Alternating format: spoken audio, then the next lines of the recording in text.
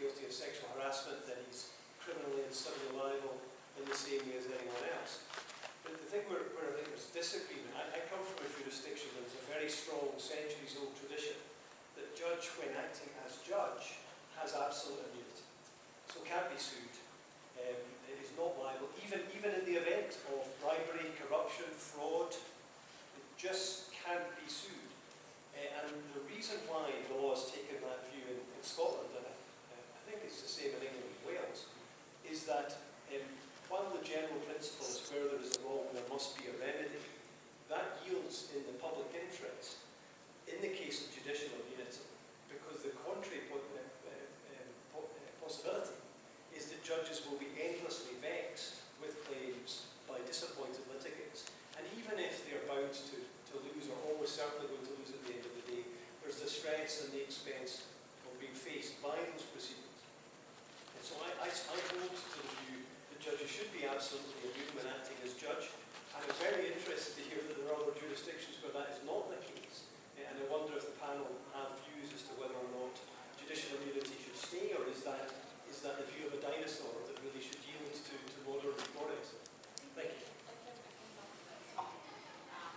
I didn't speak about the UK or the US system because I would like just to refer to the continental law. But what you're saying is I 100% agree with you. You go to the king can do no wrong, period, right? So I remember when I studied, I also had the same doubts, how come? But it's regarding the UK and the US, it's the principle that is there. It's very difficult to go, what I was referring with the continental law. Don't be surprised when I say that there is a principle of the king can do no wrong, period, with no exceptions. So you read it right. In the US, UK, and that's a specific cases, the king can do no wrong, period. I may add something on the French side, which I forgot to tell you, is that the claims, when they are made by the citizens against the judge, they are held on until the case is over. So even if a person is unhappy with what is going wrong in the case, the rule is that as long as the judge is in charge of this case, there will be no charge, and the judge will not even know that there is a claim against him. It's supposed to be kept secret and confidential until the case is going to the end. And also, the only way to avoid this is impeachment procedure. We have this, which would then immediately stop the judge work. But besides of that, in France, there is also this rule that as long as the judge is in charge of his case, he's not supposed to be convicted by that. It's called the principle of the natural judge.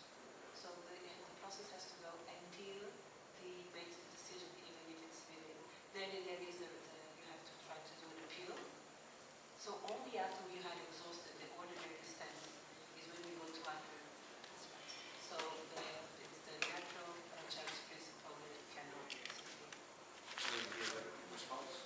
Yeah, just to say that before when I said we mentioned the position in Ireland, of course is a common law system, so we have a tradition, and so traditionally we would have the same rule. Of course we don't have a king anymore, and haven't for quite some time, and we have a constitutional backdrop, and so I would simply say, I think the starting point would be it's very hard to bring a claim against a certain judge or anything I've done it. I would simply say, and I would also say that we would also, if I was a lawyer acting for a judge who was facing that judge, even in a case of alleged bribery and corruption, I would be citing all of those English and Scottish authorities. I just think that there's possibly an argument that if there was a genuine case of corruption, then in a constitutional backdrop that may not be the law. And there's also a further issue that, of course, Irish law has to be seen in the backdrop of EU law, and therefore judges are still subject to EU law and have an obligation to uphold not only the Constitution of Ireland but also EU law. And I think that if there was a blatant failure to have regard to EU law, I don't know whether that could give rise to personal liability. So I think